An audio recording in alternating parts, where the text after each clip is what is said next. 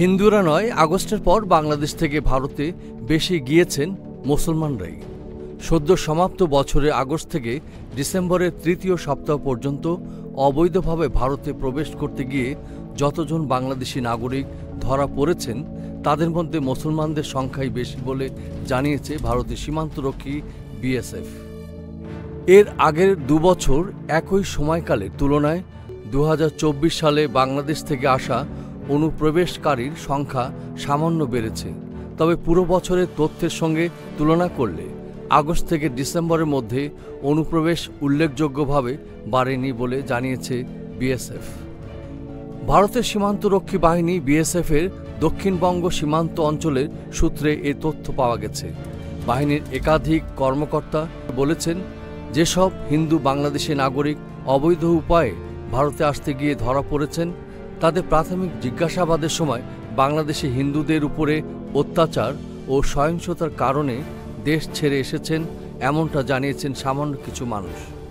বিভিন্ন সূত্র থেকে যে পরিসংখ্যান পাওয়া গেছে তা বিএসএফের দক্ষিণবঙ্গ সীমান্তের হলেও বাহিনীর পূর্ব কমান্ড অর্থাৎ ভারত আর বাংলাদেশের পুরো সীমান্ত অঞ্চলের ছবিটা একই, এমনটাই জানিয়েছেন বাহিনীর একাধিক কর্মকর্তা। বিশ্লেষকরা এই তথ্য পেয়ে কিছুটা বিস্মিত, কারণ বাংলাদেশে হিন্দুদের উপরে অত্যাচার এবং সহিংসতার ঘটনায় বহু হিন্দু ধর্মাবলম্বী ভারতে চলে আসছেন বা আসার চেষ্টা করছেন। এমন একটা মিথ্যা প্রচারণা ভারতে হিন্দুত্ববাদী সংগঠনগুলো পক্ষ থেকে দেওয়া হচ্ছে বেশ কিছুদিন ধরে, এবং ভারতে কিছু মিডিয়াও এরকম মিথ্যা সংবাদ প্রচার করছে।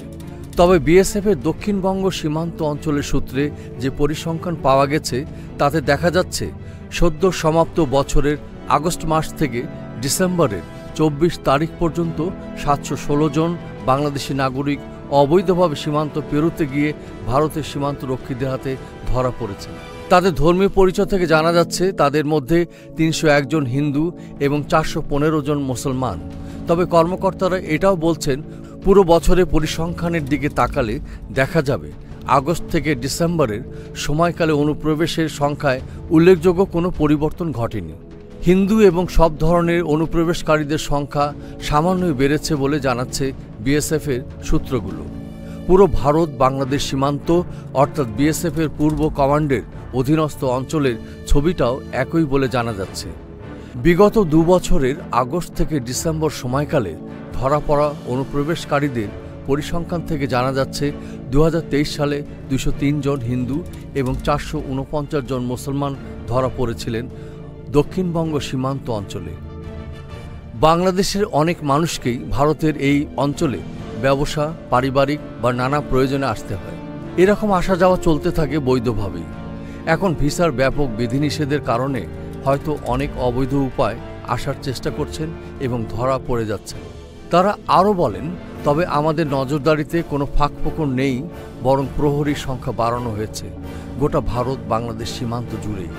বাড়তি প্রহরীর অন্য জায়গা থেকে অবশ্য আনা হয়নি। স্থানীয় ব্যাটালিয়ন হেডকোয়ার্টারগুলোতে যারা ডিউটি করেন এমন প্রহরীদেরই সীমান্তে ডিউটি দেওয়া হচ্ছে। এস আহমেদ রাজ, ডেস্ক রিপোর্ট, এই সময় টিভি, ঢাকা।